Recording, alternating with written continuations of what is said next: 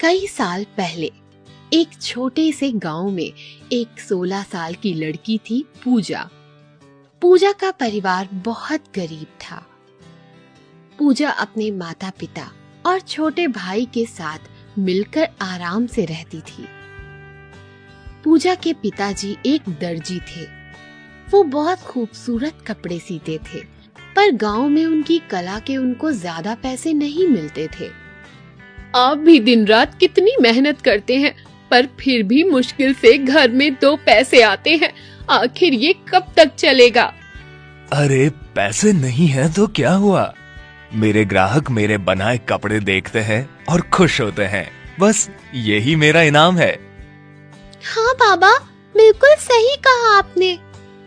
आप जैसे कपड़े कोई नहीं सी सकता। जैसा बाप वैसी बेटी।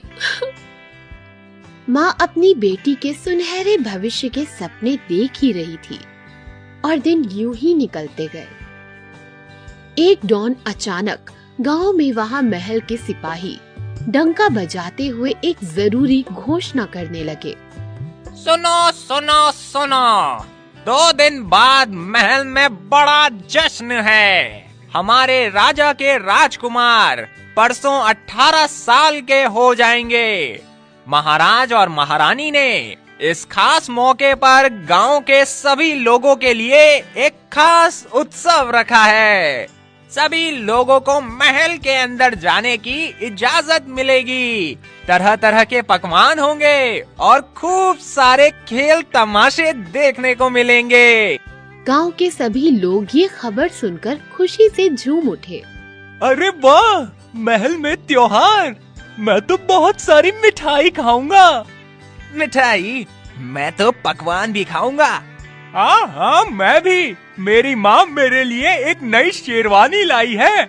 मैं वही पहनकर जश्न में जाऊंगा। बाकी के बच्चे और बड़े जहाँ खुशी से अपने कपड़ों की चर्चा कर रहे थे, वहीं पूजा खामोश खड़ी थी।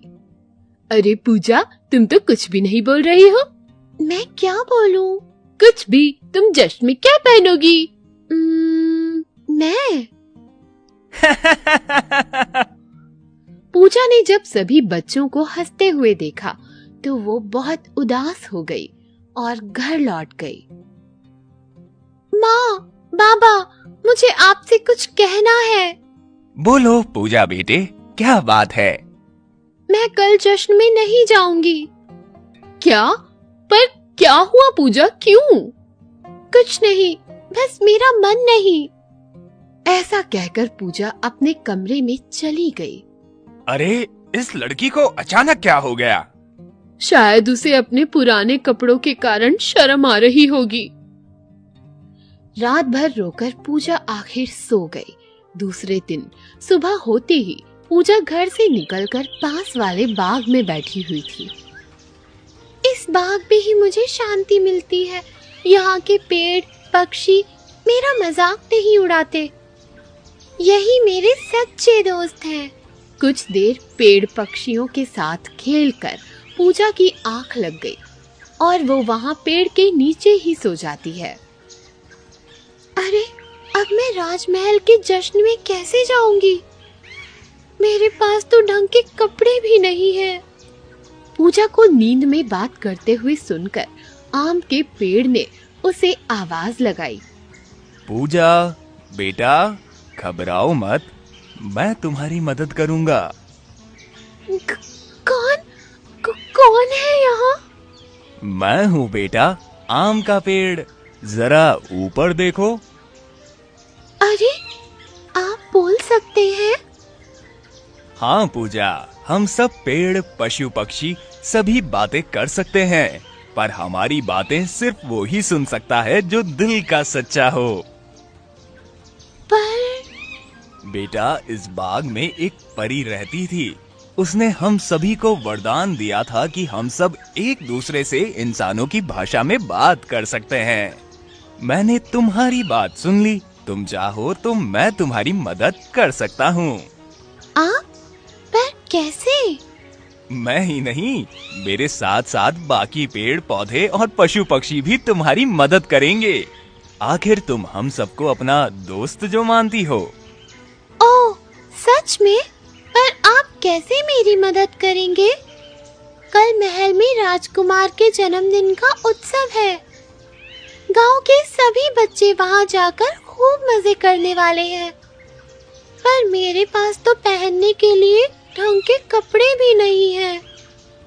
तो आप मेरी मदद कैसे करेंगे?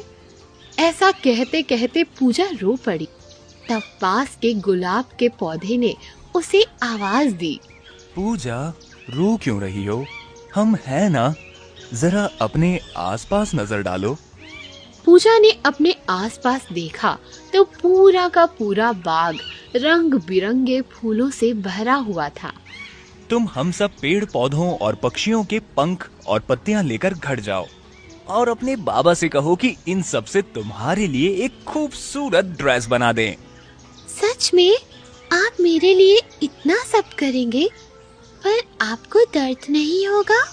बेटा, अगर तुम थोड़ा प्यार से तोड़ोगी तो नहीं होगा, और आखिर एक दोस्त ही दोस्त के काम आता है। ठीक है। पूजा ने धीरे धीरे हर पेड़ पौधे से कुछ पत्ते तोड़े और फिर एक प्यारे से मोर ने उसे अपना पंख भी दे दिया। पूजा ये सब लेकर अपने पिता के पास गई। बाबा, ये देखिए, मैं आपके लिए क्या लाई हूँ। ये सब क्या है बेटी? ये सब मैं पास वाले बाग से लाई हूँ। इन सब से क्या आप मेरे लिए एक ड्रेस बना सकते हैं? ड्रेस? मगर अगर आप मेरे लिए एक अच्छा सा ड्रेस बना देंगे तो मैं भी राजकुमार के जन्मदिन के जश्न में हिस्सा बन सकूंगी। पूजा की बातें सुनकर उसके पिता ने यहाँ वहाँ देखा। पूजा बेटी, मैं वादा तो नहीं कर सकता, पर हाँ, कोशिश जरूर करूंगा। और फिर पुराने कपड़ों के कुछ बचे हुए टुकड़े उठाए और काम पर लग गए। पूजा के बाबा ने उसके लिए बड़े प्यार से एक अनोखा ड्रेस बनाया, जिसे देखकर पूजा बहुत खुश हो गई। वाह बाबा, ये तो कमाल का है। मैं इसे अपने दोस्तों को दिखा कर आती हूँ। पूजा ने अपनी नई ड्रेस पहनी और बाग के सभी दोस्तों को शुक्रिया किया। फिर दूसरे दिन वो उस ड्रेस को पहनकर महल की ओर चल पड़ी। अरे वाह चिंटू, तुम तो बड़े खूबसूरत लग रहे हो। तुम भी नई शर्ट में छा गए बबलू। पूजा को रंग बिरंगी चमकदार ड्रेस में महल के अंदर आते देख सभी लड़के लड़की हैरान हो गए। पूजा अपने निराले ड्रेस में किसी राजकुमारी से कम नहीं लग रही थी।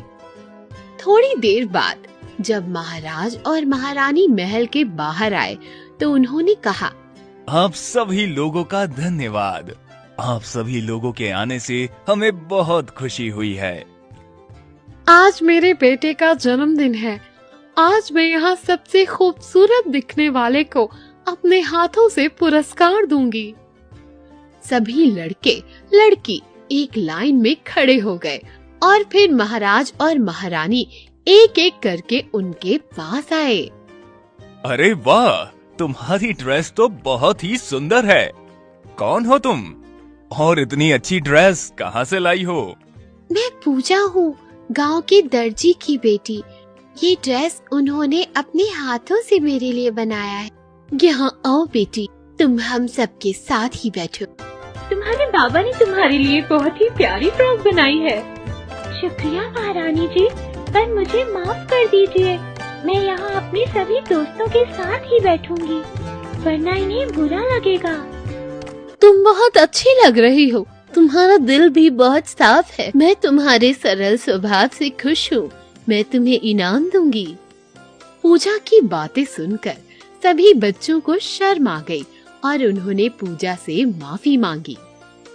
तो दोस्तों, इस तरह से हम देख सकते हैं कि जिसका दिल खूबसूरत होता है उसकी खूबसूरती लाख कोशिश करने के बाद भी नहीं छुपती।